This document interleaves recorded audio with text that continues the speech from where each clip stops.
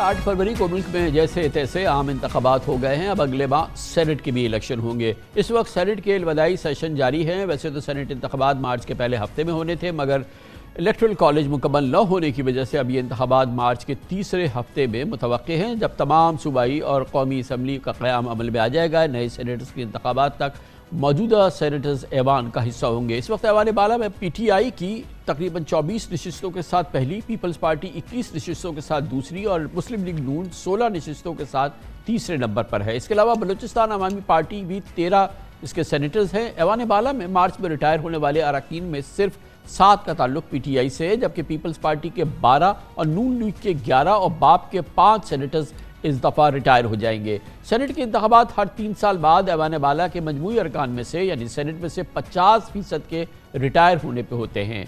फाटा के इलाके KP में ज़म होने के बाद आने वाली सेनेट में 96 अरकान होंगे, यानी अगले माह सेनेट की 48 नशिस्तों पर इंतखाबात होंगे और इंतखाबात के बाद भी PTI की सेनेट में अक्सरियत बरकरार रहेगी। माहिरीन का कहना है कि पंजाब और KP असम्बली में PTI के सुन्नी इत्तेहाद काउंसिल से इत्तफाक के बाद सेनेट इलेक्शन में उसकी 30 से ज़ायद नशिस्तें हो जाएंगी। कानून के मुताबिक मुल्क में सेनेट के इंतखाबात खुफिया राय शुमारी और तरजीही वोट की बुनियाद पर मुनक्किद किए जाते हैं।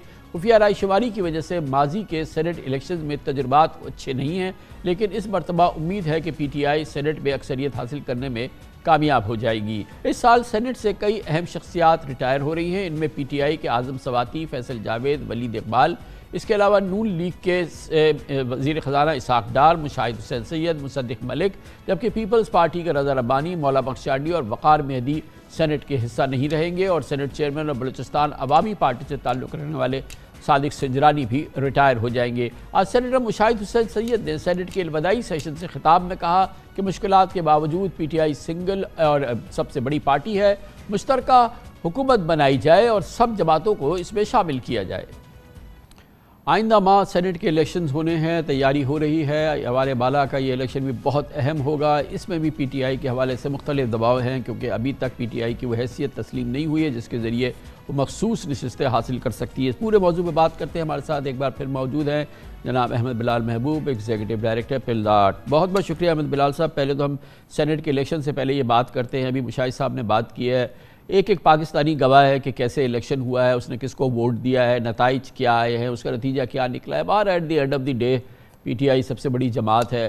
मुशाहिद साहब अभी कह रहे थे कि ये ज़रूरत इस बात की है कि तमाम सियासी कैदियों को रिहा किया जाए, एक इंक्लूसिव फॉर्म हो, इमरान खान को भी रिहा कर दिया जाए और फिर हम एक कौमी हुकूमत टाइप की कोई बात करें और किसी सूरत से हम एक इंक्लूसिव निज़ाम लेकर आएँ। जो भी जिस तरह के भी इलेक्शन हुए हो गए, उसका जो नतीजा निकला, आप क्या समझते हैं कि क्या ये मुमकिनात में से है और इसके लिए क्या वाकई काबिश होनी चाहिए?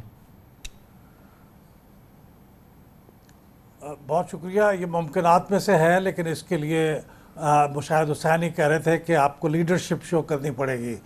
आपको जो मरवजा आपके तासुबात हैं उनसे ऊपर उठ के कौमी मसलहतें और जमहूरियत के जो नॉर्म्स हैं उनका एहतराम करना पड़ेगा।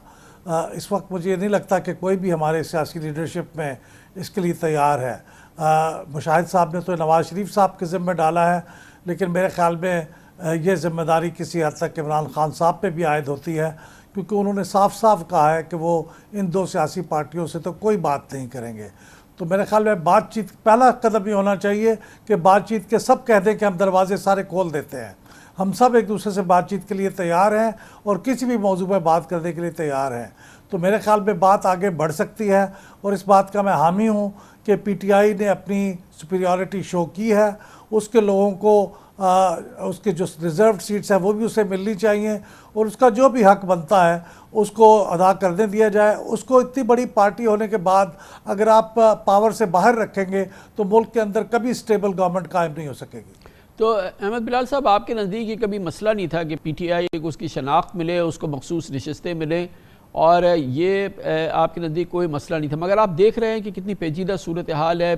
PTI ख़ुद राइट लेफ़्ट भाग रही है और बहुत ही साफ लग रहा है कि एक एफ़र्ट भी है कि उसको ये मखसूस नशिस्तों के हवाले से बाकायदा शनाख्त ना मिल सके और उसको किसी सूरत से महदूद कर दिया जाए जो भी उसकी नशिस्तें हासिल हुई हैं, क्योंकि बहरहाल हम जानते हैं कि उसकी जो असल नशिस्तें इससे कहीं ज़्यादा हैं।